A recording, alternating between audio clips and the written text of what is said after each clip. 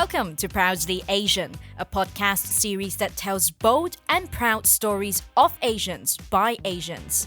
I'm Isabel Wong, a financial journalist who wants to uncover the many Asian stories around us that are waiting to be told. There's never just one way to look at Asians. This podcast will take you through a deep dive into the life stories, struggles, and triumphs of young Asians around the world.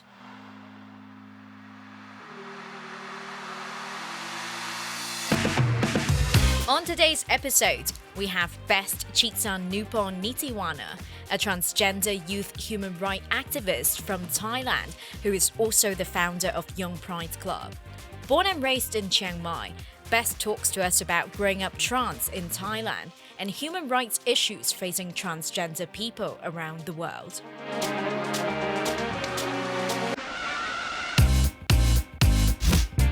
Welcome to Proudly Asian, Best. Thank you so much for joining us all the way from Thailand. I just want to quickly ask you, how are you? How's everything? What have you been busy with lately? Yeah, it's really hot out here, but right now I'm so delighted and happy because a few weeks ago we organized, it was a Pride Month, right? And then we organized Chiang Mai Pride, full of people walking down the street and then, supporting the cause. So I'm very happy. Yeah, I do see on your Instagram and social media, you've been so busy hosting events and also like meeting people everywhere for Pride and also for other engagements. So I'm so thankful that you take time for us for this chat. And I'm very excited to learn more about different pressing issues that are facing the global transgender community around the world from you as well. But before we get into that specific discussion, I think I would like to know a little bit more about you, Best. So I'm going to start with the question that I ask every single guest of mine on this show, which is tell us a bit about your background. Who are you? What are you? And where did you grow up? So my name is Best Chitsanupong Nithiwana. I'm a transgender youth human rights defender from Chiang Mai, Thailand. Some of you may not know about Chiang Mai is in Thailand and it's in the north. It's like one of the biggest province in the northern part of Thailand, surrounding by a nice, beautiful temple and mountains. So I grew up here since the high school, the bachelor degree and master degree here. So I went to school for like political science, and then my master is about gender study. So since I started gender study master, I established a youth club called Young Pride Club. We provide like online educational content about like LGBT issues and also organize some of the activity related to LGBT community. Nice. And we'll definitely get to know more about the work that you do for Young Pride Club in a bit. I mean, since you mentioned in the introduction that you identify as a transgender woman, so I just want to get into a little bit about that, which is growing up. Was there ever a point that you sort of realized that your gender and who you really are was a mismatch? And how did that influence your experience in terms of growing up in Chiang Mai? Yeah, there are so many things that I learned as a transgender, especially in Chiang Mai. So first of all, when I was young, I didn't know about like trans or like specific term about the LGBT. I only heard like LGBT and gay rights from Lady Gaga music video and concert. And when I was young, I was a big fan of her. So I was kind of like drag and things like that at that time, but we don't have like the full definition of drag at that time, especially in Thai language. So I grown up like cross-dressed, and then one day when I went to the university, I started to learn like being transgender. And in Thai, we call like สาวประเภท 2, but right now we don't use that word anymore. Maybe we use like สาวข้ามเพศ.ข้ามis more like trans, and สาว is more like woman, so like trans woman, things like that. So yeah, I learned how they live, I learned how they're transitioning, so I starting to like explore myself being transgender, like from the people surrounding me. And then yeah, growing up in Chiang Mai, I never came across like discrimination since I started transitioning until I graduate. It's been like 4 years. Then start experience like unfair discrimination, especially when it's mismatched from the gender or like sex at birth, and that sex at birth was identified and stated in my ID, passport, things like that. So the problem is the university at that time was not allow a transgender student or graduate to wear a costume matching our gender identity for like a specific official ceremony, which is like graduation ceremony. So I was forced to wear like a male costume to attend this ceremony. Then me and the other friends who are transgender was like push this for like we create like online petition to call for the change of the regulation. After that, we received like 1,000 online petition signature. Then the university started to re-regulate and then allow us to wear a costume matching our gender identity. At that time, I was like, why is so hard wearing just a costume? And growing up in Chiang Mai, we never heard of that. We only seen like, oh, transgender are very famous in Thailand, things like that. But when it's come to you as like a personal experience, especially in school, it's really tough. I'm going to ask you about transgender stereotypes in Thailand later because, of course, internationally, people would know about transgender people as being associated with the entertainment scene in Thailand. But like you mentioned, awareness about transgender people in daily lives in Thailand, there's still very little recognition and awareness about that.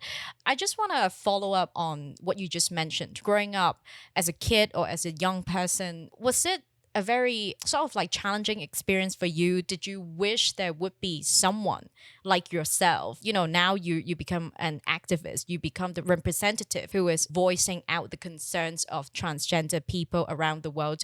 When you were a kid, did you wish there were someone like that? Or did any other people ask you uninvited questions or comments about, your behaviors and how you identify yourself?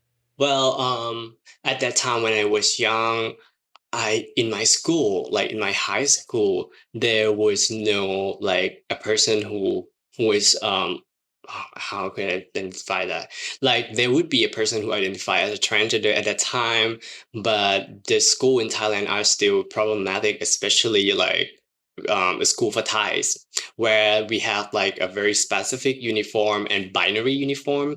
Like a man had like a boy had to wear this, a girl had to wear that, and then we have some certain pattern for like haircut. So I have to have like a short haircut for throughout my entire high school years. So you cannot recognize who is a trans unless you ask them. So we could not know like some of them might transition or not, and I didn't have any like trans friends who can help me to explore about the transitioning, to think about that.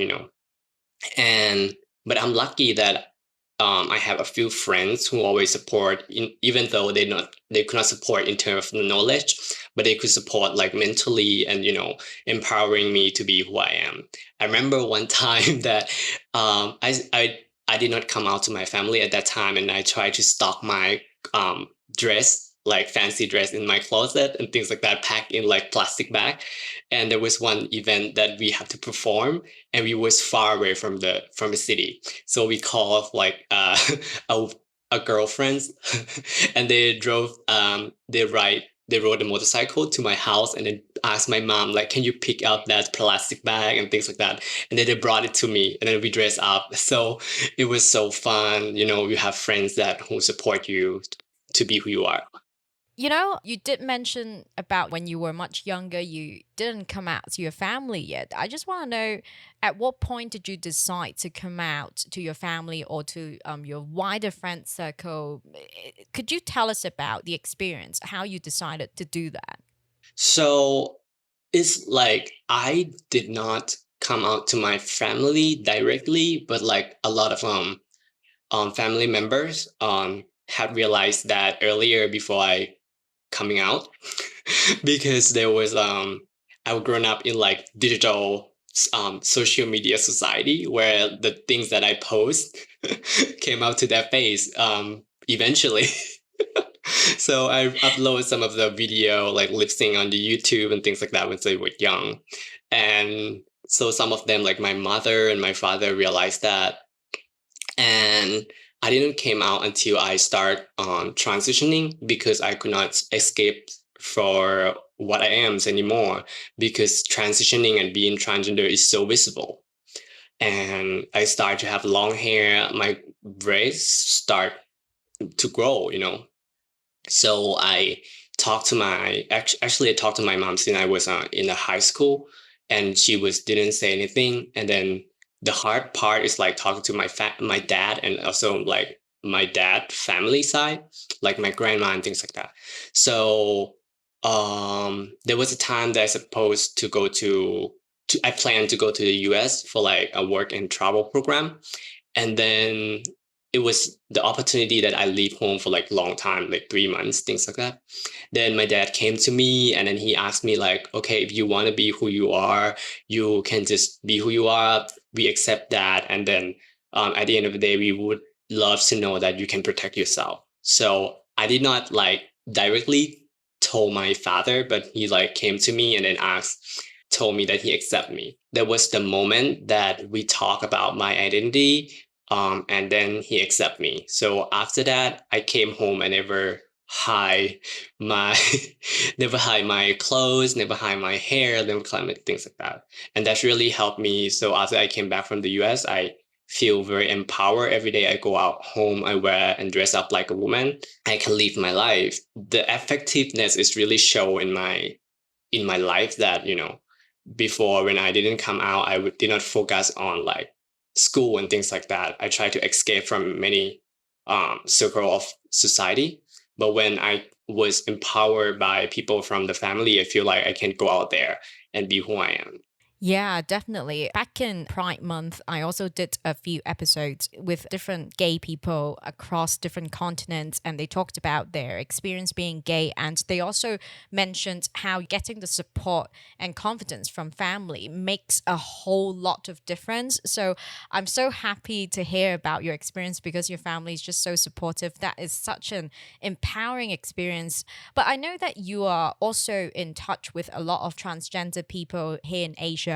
So I just want to know from your point of view, do you think transgender people, specifically Asian or those who grew up with Asian families, would sort of have a more challenging time because for Asian families, they have certain values and traditions that they need to follow. For example, for Chinese families, sons would be seen as the people who should carry on the family name. They would be seen as, having to bear the responsibilities of producing offsprings for the family. So do you think transgender people who grew up in an Asian family would have sort of a harder time to come out or the over experience?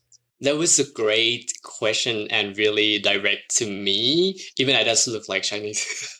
So, like a lot of Thai people, we have like a Chinese root, but because the society was made us so centralized and so assimilated that we doesn't look like Chinese anymore. So my family are like my father is half Thai, half Chinese because my grandmother like she from China. Um, so of course that I got a lot of pressure being a son and I'm the only son and the only grandson. So I got a lot of pressure and being compared to other cousin and nephew and things like that. Um, but yeah, it was when I was a guy, I was really feel pressure that I have to push myself to study hard, push myself to do this, do that. One day I start transitioning and then I just like give up for like all about the study and everything like that. So I try to escape from the expectation that they gave it to me, that they tried to push me. And then one day that I came out and then, you know, I start being myself and then I realized that I can have a better performance in my study and focus on what I really like to do. Then at the end it show up well. For example, like when I start creating Young Pride Club and, receive some of the scholarship from the US State Department. And then my father starting to see that, what he thought about being transgender in Thailand, you can just only work as like um just a few job opportunity. But when I start doing this, like he see that, I can grow as who I am. So at the end of the day, when I do any like accomplishment in my life, they are very proud of me. They was like, look, this is my like my son, my daughter, things like that. And it was so funny every time like I post something that even is work related. But my mom always say like, oh, this is my daughter and she look pretty and she never forgets on my works anymore. And like all of her friends was like, oh, you look so pretty, you never read about what I did. you know they are so supportive that way. So yeah, to go back to the question, that I did have like a lot of influence of being like the Chinese born son and got pressure. But at the end of the day, we prove ourselves that, you know, being who we are is the best way to live our life. And at the end, it contribute a great thing to my life and my family. Yeah, I find your story very inspiring because essentially, not only are you redefining your own life, you're also charting a new path for transgender people in Thailand, around the world, in terms of the stereotypes, what they can do or cannot do professionally, right? You're challenging all these biases. For Proudly Asian, I mean, we're so lucky to have you because you're essentially the first transgender guest that we have on the show. And a lot of our listeners also don't have the chance to talk to a lot of transgender people. So I just want to go back to a term that you did mention repeatedly, which is when you started mentioning transforming. Could you help us understand when it comes to the process of transforming for transgender people? Would that mean a transgender person would be going through like sex reassignment, surgery process? And could you tell us a little bit about your personal experience about that? How old did you start doing that? And how was the experience? How did you feel? I think right now there are so many debates about being transgender, and transforming or slash transitioning is still relevant, because like some people believe that being transgender is more about like self-identification, right? It's like how you identify yourself. And it doesn't mean that you need some of the condition that you have to go through this and that to be a trans person. So for me and my experience, transitioning is important for me to, explore myself and realize like what I am. Before I mentioned about I explore transitioning through friends in the university, and a lot of them are a very beautiful stereotypical transgender friends. So they went to like beauty pages, they do all the surgery, they look so pretty, like things like that. And I was stuck in that definition and stuck in their um the advice for like years, and I thought that it was me. So I went to the beauty pages, I tried to look very perfectly woman, like sound like woman, and like look like a woman, everything looked like a woman. No one can realize that I'm trans, things like that. And I was planned to like do some certain surgery to like meet that expectation of being a woman, like everything in your body have to be like woman, until one day that I established Young Pride Club, and I start to explore the other group of transgender friends, especially transgender in the nonprofit organization. And I realized that there are a lot of trans people who could not access the sex affirming surgery, or like they would not love to pursue that surgery, because they believe that this is what they are, this is who they are, but it doesn't change that they are trans. So that really reflected to me that to see about myself that trying to be so feminine, trying to be so woman, like hyper femininity, is this who I am? So then at the end of the day, I realized that this is not me. Like sometime maybe I have to reconsider about doing the surgery. After that, I realized that I live more happily than when I was start transitioning. So yeah, at the end of the day, I just want to say that being transgender, there are so many spectrum and different type of us, but we could not judge people by the way they look. We have to, understand them the way they self-identify. You know, so And to answer especially the people who have a picture about transgender in Thailand, that we've seen they are so beautiful in the like coverage show, like the tourist attraction, things like that. But you have to imagine, if you are transgender living in the rural area, you are transgender working as a teacher, you cannot wear a bra to the school, right? You are like a business owner or things like that. You have different lifestyle, you have different life paths, and everybody have a different life. Now, I would like to zoom in on some of the issues that are facing trans community in Thailand, because I know that last year you went to the United Nations in Geneva to attend lobby sessions to advocate for human rights for LGBTQ plus refugees and Isan people in Thailand by submitting a report titled Joint Civil Society Shadow Report for UN experts to review. So, what are some of the key findings in the report? So just giving a background about the UN expert and the meeting that I had in the Geneva. So Thailand are ratified to ICERT, what's that called? ICERT treaty. So every years that Thailand accept the report to the treaty body, they have to do like the nonprofit organization or CSO to review and submit the report, like shadow report, to see that the situation that Thailand tried to portray or present it to the UN was the right one, was the right situation on the ground. So this report was made by Manusia Foundation, and the report found that the racial discrimination toward Isan people, or like Northeastern people, and also LGBTQ refugee are so crucial recently, that because of the education in Thailand are so centralized, that we try to exclude the other identity, like the Northern Isan people, and try to empower and like elevate the identity of like Central Thai Bangkok people. So these people was like marginalized and see that they are grassroots, they are dirty, they are not civilized, things like that.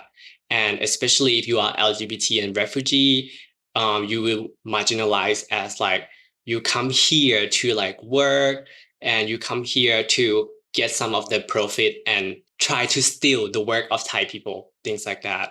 And so being refugee and LGBTQ are more suffering, because in Thailand we lack of the marriage equality law, and we lack of the gender recognition law. For example, if you came to Thailand as a refugee or asylum seeker, you are a married couple, maybe they would separate you.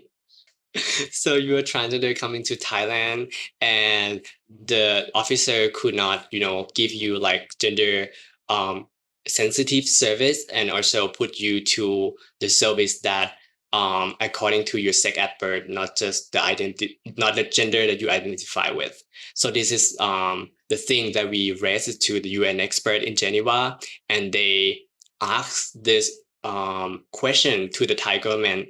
So that was the first time ever the Thai government had to answer about the LGBTQ refugee and Isan's people at the UN. And I'm so curious, was the answer from the Thai government conducive to solving the issue? Are you guys happy with the way that they responded?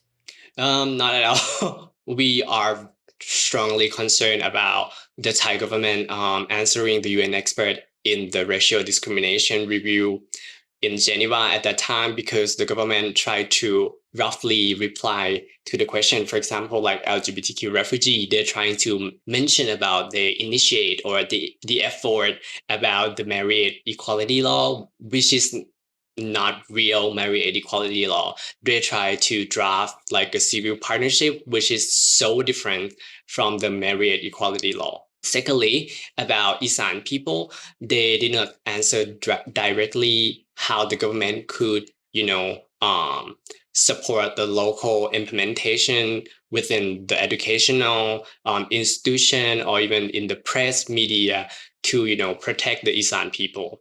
So right now, even though the government have a power to, control any like discriminatory curriculum or discriminatory media that trying to marginalize Isan people, but we didn't see you know, their work specifically to protect Isan people. And since now the issues are not anywhere close to being solved yet, what's next for you? Are you going to do more in terms of advocating for the rights of these people? So the two main things that we are working on, and a lot of people are really focusing on this issue. The first one is the marriage equality law, and the second one is the gender recognition law. So during the human rights review at the UN in 2021, which I was the person who lobbied like the permanent mission to the UN, and the permanent mission to the UN asked gave the recommendation to the Thai government to recognize this law. However, the Thai government noted this rejected this recommendation, and they claim that the recommendation gave some specific timeline and specific law to revise that the Thai government could not do within this 4-year timeline. So what we're trying to do like now, we cannot push at the international stage, but we can push it as like a local and grassroots state. So recently we created like an online petition for the marriage equality law that drafted by the civil society. Right now we have 300,000 online signature. So it's really show that Thai people really support this law. And also I was like a subdivision subcommittee of the draft for the gender recognition law.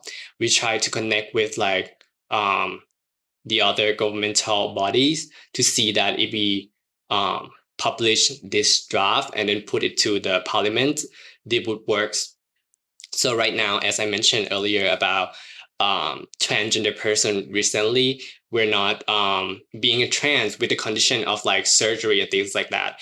We identify ourselves based on the self-identification, which is recognized as just being a human rights, right? Yeah, so these two laws are still the key work that we are doing, and the Thai people are really support in this law. Yeah, we are looking forward to see that the government should do something, and also like the parliamentarian, they also should be aware of this, because this is the real voice of Thai people trying to say to them.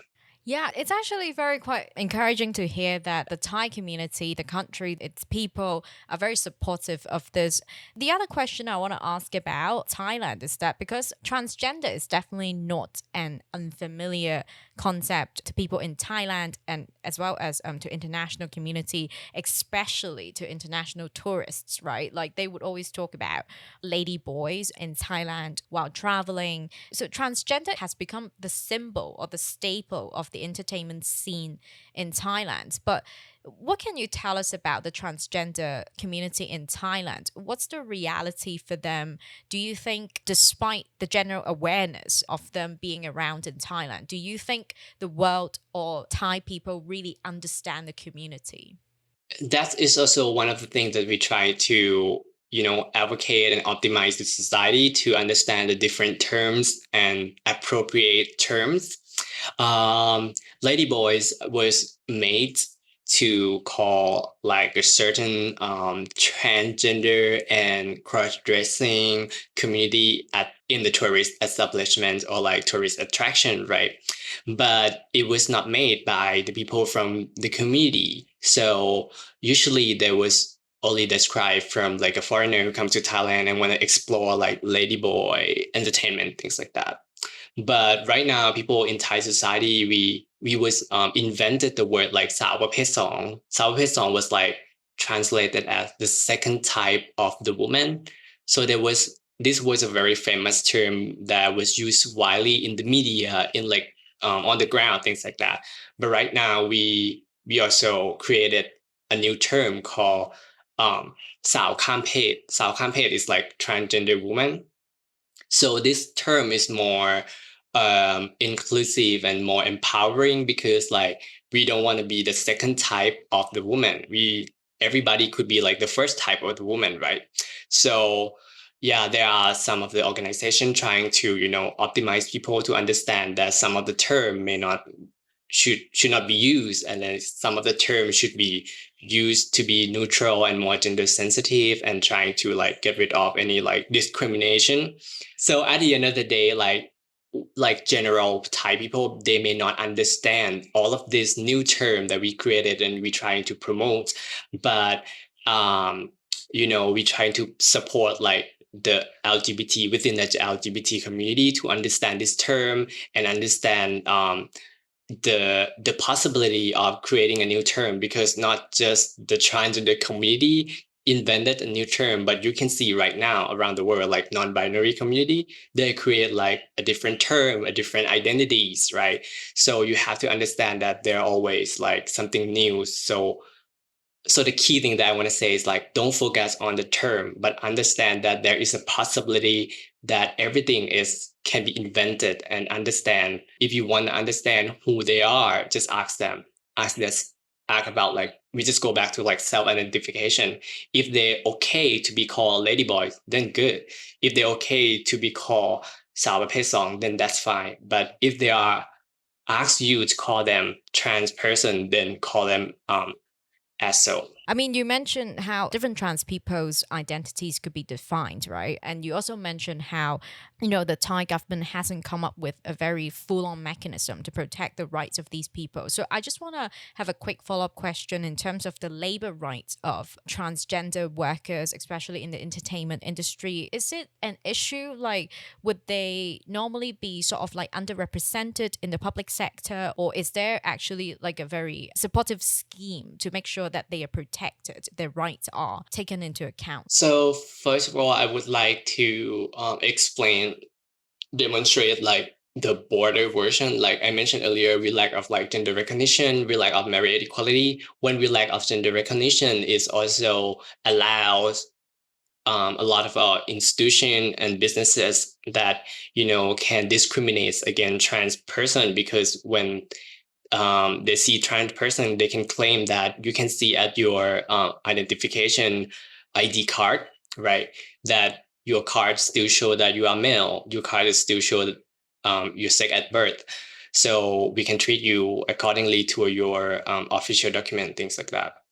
And right now we have another law called Gender Equality Act. This law was made to, get rid of any like unfair discrimination based on gender.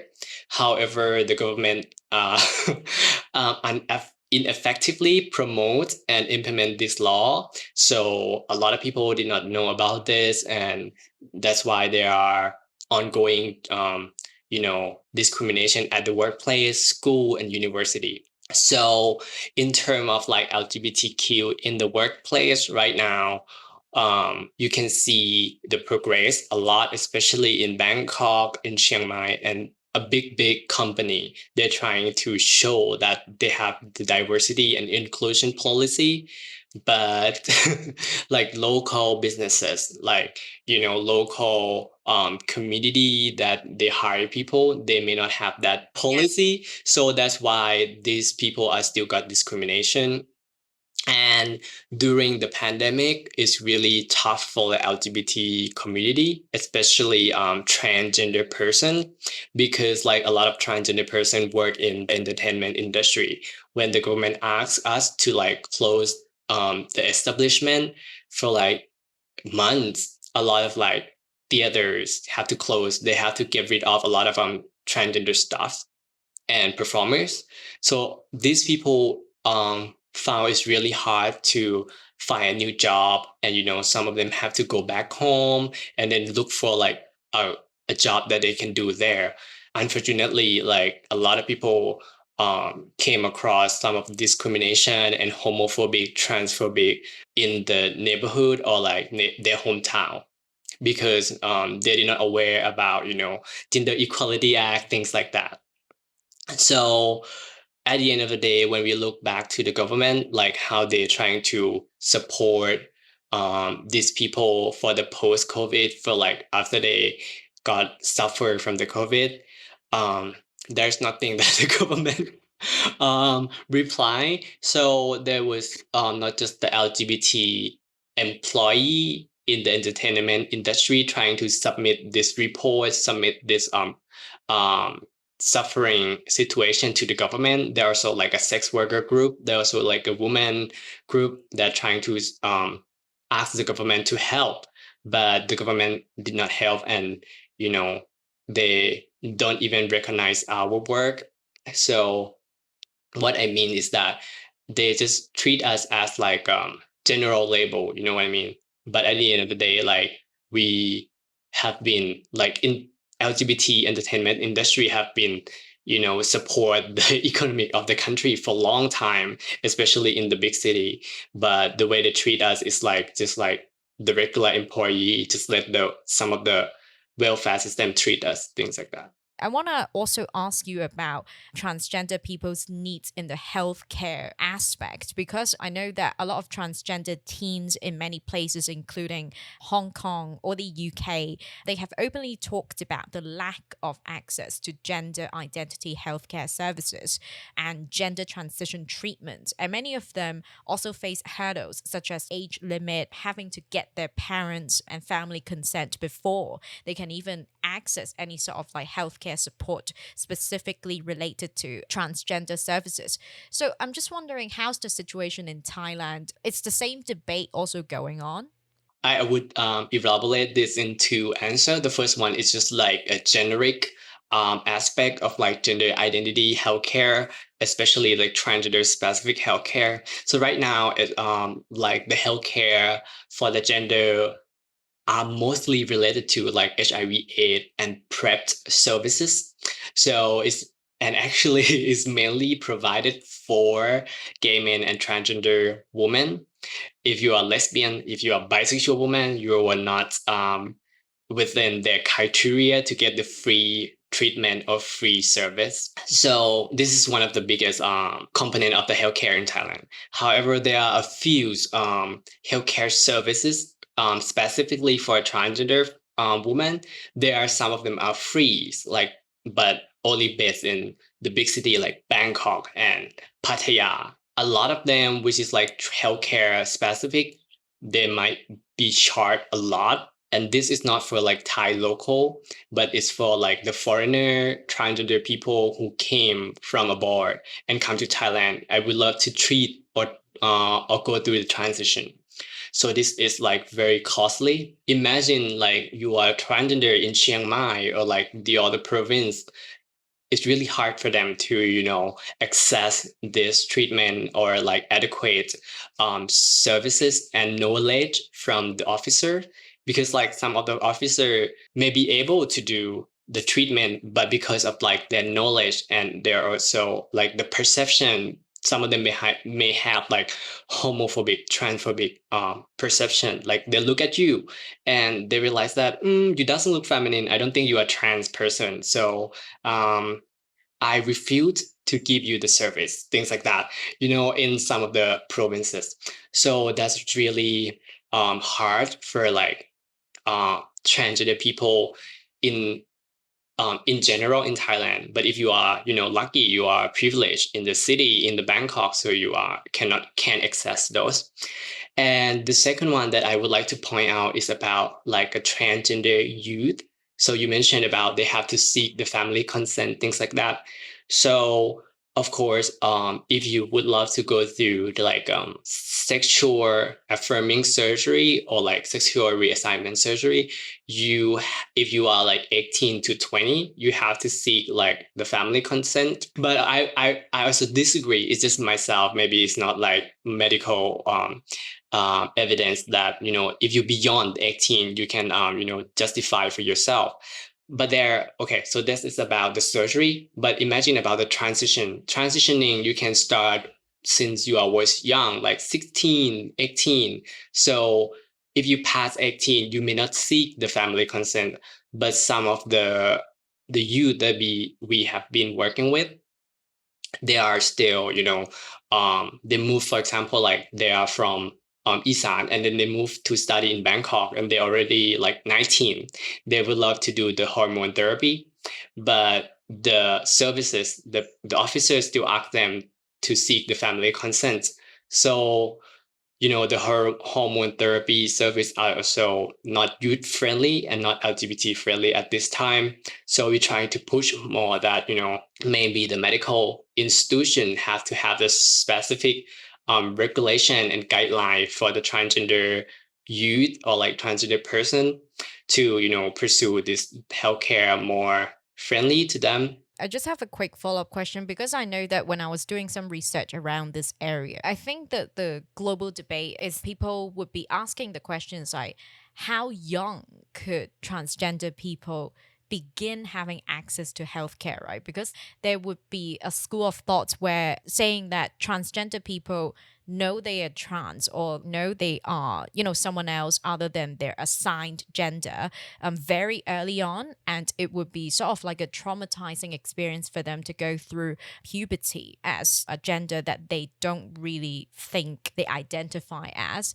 But then, of course, a lot of the regulations or like decisions made by the medical community, a lot of people would be saying that these decisions or like guidelines were come up with by people who aren't transgender. So essentially, they might not necessarily personally understand the needs of transgender people because some of these guidelines are showing that, oh, these transgender teens, they have to show like several years of well documented evidence of persistent gender incongruence or gender nonconformity or diversity before they can even receive hormones or having surgery. So, personally, as a transgender person yourself, do you agree with these medical guidelines, or, like, in your own opinion, how old or how young do you think a transgender person could start having access to these medical support?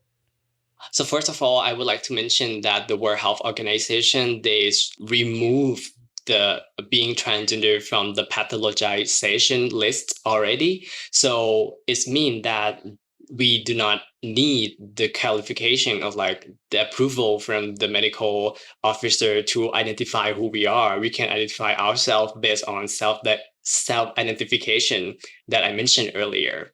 And there are a lot of debates and trying to explore the data about the people who would reject after their transitioning and things like that. So there was a report came out from the Transgender Europe organization that there was British news organization or media organization trying to look for the people who regret and their transition and trying to detransitioning because they feel like what they decided at that time was not something that they wanted to do. So they have been trying to seek this for like nationwide, but they could only access like one person who can answer about this. So I would say this, according to the data, there are so like little and like a small amount of the percentage of people who would reject this. And at the end of the day, we have to respect that right now we are not pathologized. We can identify ourselves as a transgender, so we are able to access this healthcare based on our human rights. But yeah, of course, if you have to go through some of like in reversive surgery like SRS or like a sexual affirming surgery, right? So if you are young, you may have to seek some of like family consent, so they can approve you and also like protect you from being exploited from the error of the process, right? So I think that's also something that we have to think about it. But at the end of the day, we have to give the full support for the self identification of the transgender person. But the way that I mentioned about the youth is because of they are young people, they might need support for family, but it's not just how they can decide instead of us.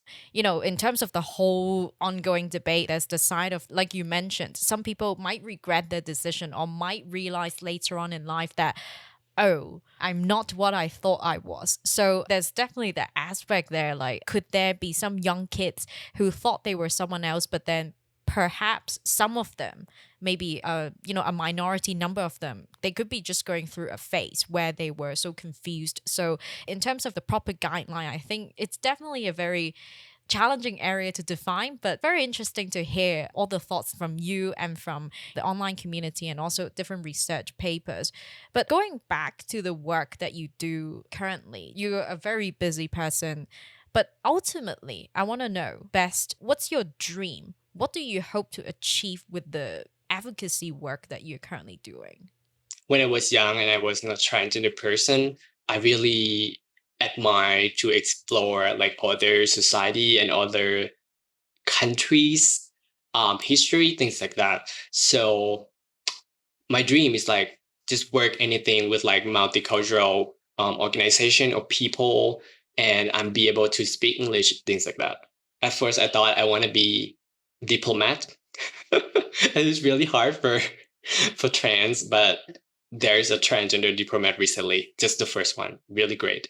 And then after I go to the bachelor degree of political science, I found myself that really keen to work in the UN and in the international organization.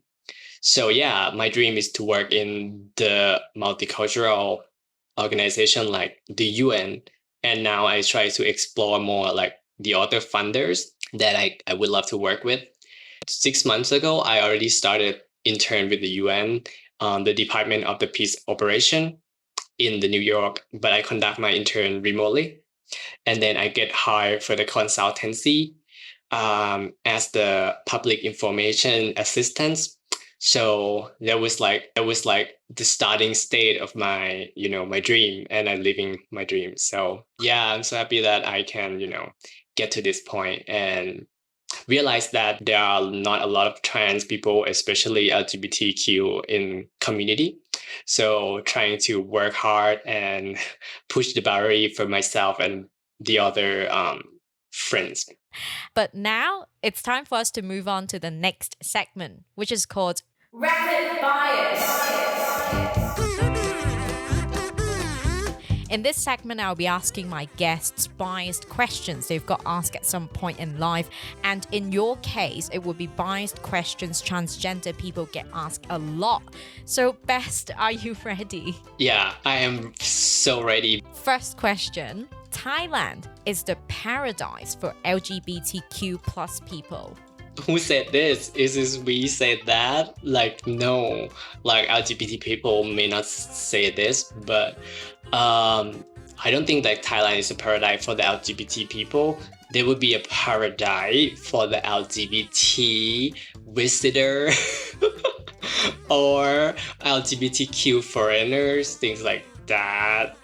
But if you are LGBTQ local, we do not have the laws protect our rights, fulfill our right. For example, marriage equality, we cannot marry. Gender recognition, I cannot change my gender on ID or passport. So every time I go out to the other country or travel to the other countries, a lot of trans people got stuck in the immigration because we doesn't look match to the gender on our passport. And this could be discriminatory to this transgender youth in the educational institution. For example, like university would claim that you are a male according to your ID. So you have to wear a costume as a male, you have to behave as a male, things like that. So these are the things that we don't think this is the paradise for us. And especially, we mentioned about the LGBT asylum seeker and refugee earlier. So a lot of them would have that perception that Thailand is a paradise. They come to Thailand because the people in their country would not accept them. So they flee from their country to come to Thailand. But if they are transgender or a gay couple, a lesbian couple come to Thailand, their right was not recognized. So instead of they coming to their paradise, they have to come into the hell, stuck in the detention room, separated from the loved one, or stuck in the detention room. So Thailand could be paradise for some, but could be hell for a lot of people. And next up, if you don't look like a woman, you are not a trans woman. Like being trans woman is not justified by the way we look. So this is not true at all. I mentioned a lot about the self-identification. We have to ask them how they identify themselves, their pronouns and things like that. But at the end of the day, we're living in the country where like the stereotypical image of transgender women are everywhere and are endorsed by a lot of like government or like company, so they can attract the tourists, the visitors. Next one. Transgender women are obsessed with having sex and being touched. I think this is also from the stereotypical image of like ladyboys and transgender attraction when you come to Thailand, because we are so famous, and that's the only thing that they could think of about us. They want to come to Thailand and have sex with us. And that's they're trying to like meet their fetish or like fantasize things like that. But because of like we are not we are not born for them. We born for us, for living our life. So Next one. Wow, a trans person can work as a teacher. yeah, we never say this like, wow, male can work as a teacher, like things like that. Like male can be prime minister. We never say that. So this is so sexist and transphobic. So transgender person can be everything if their ability meet the requirement, but a lot of time their ability and their skill meet the requirement, but they are got rejected based on the homophobic perception and things like that. That was why previously we never seen a transgender person as a teacher, a judge, a doctor, a professor, things like that, because they were stuck in the pipeline. So yeah, what I meant is like right now we have more the visibility and representation of a transgender person and LGBT person in like more like senior or like different aspect of the workplace. For example, like the last election, we elected the first transgender parliamentarian. So we are really proud of this. Mm-hmm. And next question. Hey, Best, dance for us. This is so bad for like problematic for like a lot of trans people. Like I would say that I used to dance, like I really outgoing. I love to dance, is a part of my life. But transgender people and gay people usually got this type experience that they was asked to dance in the public because they have that stereotypical image that we can dance. So a lot of them got pressure. A lot of them feel anxiety when they have to attend any public event activities. Please not assume what we can do by our gender or how we look. Definitely. And finally, letting trans people use the bathroom or locker room matching their gender identity is dangerous. So a lot of them still have this conception that transgender people are dangerous. They are like abusers, like a person who conduct like sexual harassment, things like that. But the way that you're trying to explain that this gender are dangerous is homophobia. But at the end of the day, you have to think about that behavior are not only came from that person. That behavior or dangerous behavior can came from everyone. Why you just justify that just one gender can do that? So that's not true. Very well said. Thank you so much for going through this round of tough questions in Rapid Bias Best.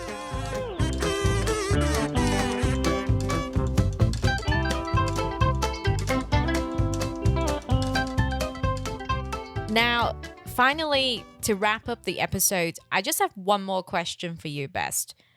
What does it mean to be proudly Thai and trans? Well, being Thai is also problematic because we mentioned a lot of like being marginalized. A lot of our identity are being marginalized at Thailand. Try to centralize Thainess and try to centralize what Thai people is. But at the end of the day, I believe that I'm Thai and I'm Chiang Mai person. It doesn't change. And also I'm Chinese, right? It doesn't change who I am as a Thai. And I'm really proud of being Thai and trans person that I do what I do every day, trying to, break the boundary and break the stereotype that people have about Thai people and about trans people. So at the end of the day, we can see that the core value of being Thai is not bad, but the supplement thing that people try to create is is bad. For example, like Thai people are supposed to be speak Thai properly. They cannot speak with the ethnic accent, which is not true because that is the beauty of being Thai. We have a lot of different ethnics, and different ethnic have such a beautiful cuisine, culture, and like also being trans is like you cannot work and you cannot do this, you cannot do that. It's not true because being trans is like we are the bottom of the society. We try to break the boundary and we try to push this so everybody can equal in this society. So I'm so proud that being trans and being Thai. That's beautiful. Thank you so much for doing what you do best. And thank you so much for sharing your time with us on Proudly Asian. Thank you so much for having me as well. This is such a great conversation.